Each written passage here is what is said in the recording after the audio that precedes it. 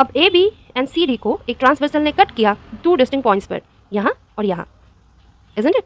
Now इसके वजह से 1 2 3 4 5 6 7 8 8 एंगल्स बने।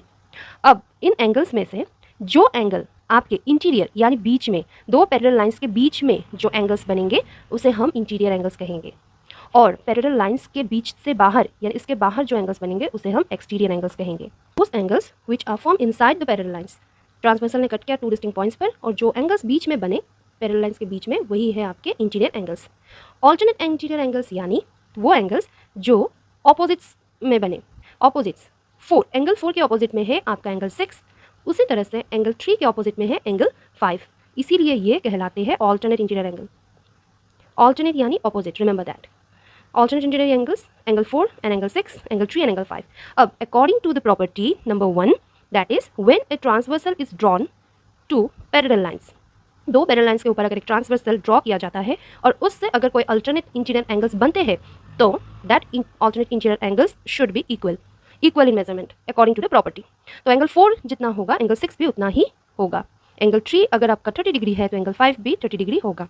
एंगल 4 अगर 20 डिग्री है एंगल 6 भी 20 डिग्री होगा। And this is according to the property number 1। तो इसीलिए मैंने यहाँ लिखा angle 4 is equal to angle 6 and angle 3 is equal to angle 5। I hope it's clear. Now come back to B, co-interior angles. So what are the co-interior angles? Again, you see this figure. इस figure पे आप देख सकते हैं एक transversal ने cut किया है 2 डिस्टिंक्ट पॉइंट्स पर, दो पैरेलल लाइंस को। अब को-इंटीरियर एंगल्स, अब हम इंटीरियर एंगल्स के बारे में पढ़ रहे हैं तो इनसाइड एंगल्स के बारे में पढ़ेंगे। दो पैरेलल लाइंस के बीच में जो एंगल्स बनेंगे ये है हमारा इंटीरियर एंगल्स का जगह। को-इंटीरियर एंगल्स यानी वो एंगल्स जो आपके सेम साइड्स में बने, ट्रांसवर्सल के सेम साइड्स, यानी अगर आप फिगर से समझे तो angle 4 and angle 5 are the co-interior angles. Angle 3 and angle 6 are the co-interior angles, because transversal के सेम साइड्स में बनने वाले एंगल्स को ही हम को-इंटीरियर एंगल्स कहते हैं।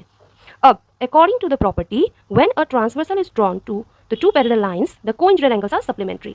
अगर प्रॉपर्टी के अनुसार अगर कोई ट्रांसवर्सल ड्रॉ किया जाए दो पैरेलल लाइंस पर, तब वो पैरेलल लाइंस पर जो को-इंटीरियर एंगल्स बनेंगे वो सप्लीमेंट्री होंगे, यानी इन दो एंगल्स को ऐड करोगे तो आपको 180 डिग्री मिलना होगा।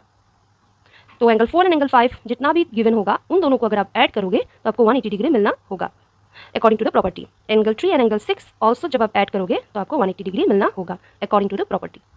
तो I hope it's clear what is alternate interior angle and what is co-interior angle.